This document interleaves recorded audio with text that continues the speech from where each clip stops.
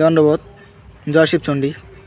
তা মুই যে কবা লাগছং যে সোশ্যাল মিডিয়া যে আছে, ঠিক আছে, এই সোশ্যাল মিডিয়া দেয়ালে এমন হারে আর কি বিশৃঙ্খল ভিডিওগুলা বানায় লাগছে যে এই মানসিগুলা সেই মানসিগুলো আর কি বিশৃঙ্খল সোশ্যাল মিডিয়াত ভিডিও বানিয়ে লাগছে। সেই মানসিগুলো কবা লাগছং তোমার লজ্জা শরম কোনো কিছু নেই।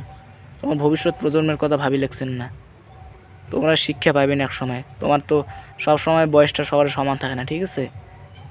কবা লাগছং এটা ভাবেন। এলা হয়তো তোমার বয়সটা খানিক ইয়াং, পরবর্তীতে যখন বয়সটা খানিক বেশি হবে না, তোমার ছাওয়া পাওয়া তোমার সাথে যে কী করবে, তোমরা যেমন করবেন তোমার ছাওয়া পাওয়া তোমাকে ঠিক শিক্ষাও মনে দিবে। ভাবেন, নিজেরটা নিজের ভাল করা খায়, কাউ ভাল না করে দিবে, বুঝছেন। এলা যে সোশ্যাল মিডিয়ায় এত নোংরামি করে লিখছেন, এই ভিডিওগুলো কি তোমার ছাওয়া পাওয়া দেখবে না?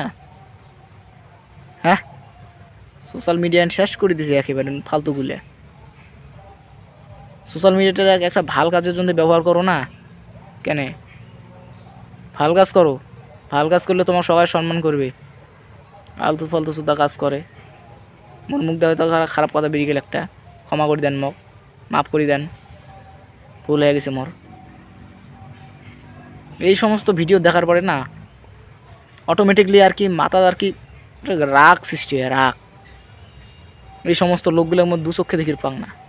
সোশ্যাল মিডিয়াটা নষ্ট করে দিবে লাগছে, কুমের জন্য আরও 10টা লোক নষ্ট হওয়া লাগছে।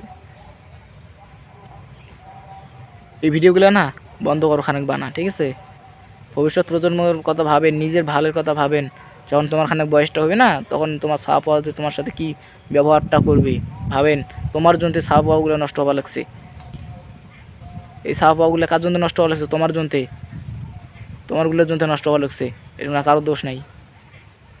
তোমরাই 1 নাম্বার নাটের গুরু।